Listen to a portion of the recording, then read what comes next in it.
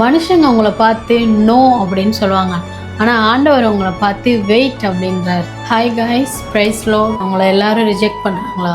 உங்கள் வேல்யூ தெரியாமல் உங்களை ரிஜெக்ட் பண்ணுறாங்க, அதனால உங்களுக்கு வேல்யூ இல்லைன்னு நீங்கள் நினைக்காதீங்க. மனுஷங்க உங்களை ரிஜெக்ட் பண்ணிக்கிட்டே தான் இருப்பாங்க, ஆனால் ஆண்டவர் என்றைக்குமே உங்களை ரிஜெக்ட் பண்ண மாட்டார். அதில் என்ன ஒரு விஷயம்னா, ஜோசப்பை அவங்களுடைய சகோதரர்கள் ரிஜெக்ட் பண்ணாங்க, டேவிட்டை அவங்க வீட்டில் உள்ளவங்களே ரிஜெக்ட் பண்ணாங்க, அப்புறம் நம்மளோட ஏசப்பாவை இந்த உலகமே ரிஜெக்ட் பண்ணாங்க. ஏசப்பா யாரையுமே ரிஜெக்ட் பண்ணல.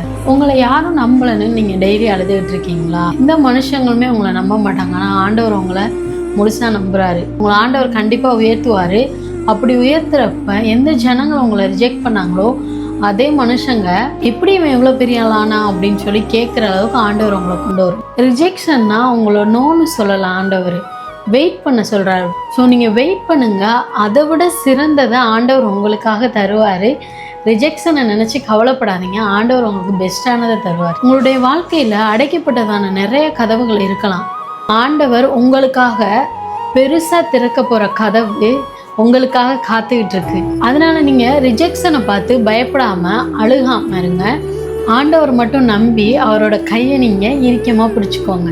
எத்தனை மனுஷங்க உங்களை ரிஜெக்ட் பண்ணாலும் ஆண்டவர் உங்களை ரிஜெக்ட் பண்ணாமல் அவங்க மத்தியில் தான் உங்களுடைய தலையை உயர்த்துவார். உங்களுடைய லைஃப் என்றைக்குமே ரிஜெக்ஷனில் முடியாது, ஆண்டவருடைய செலெக்ஷனில் தான் முடியும். நீ நினைத்தது எதுவும் உன் வாழ்க்கையில் நடக்கவில்லை என்று கலங்காதே.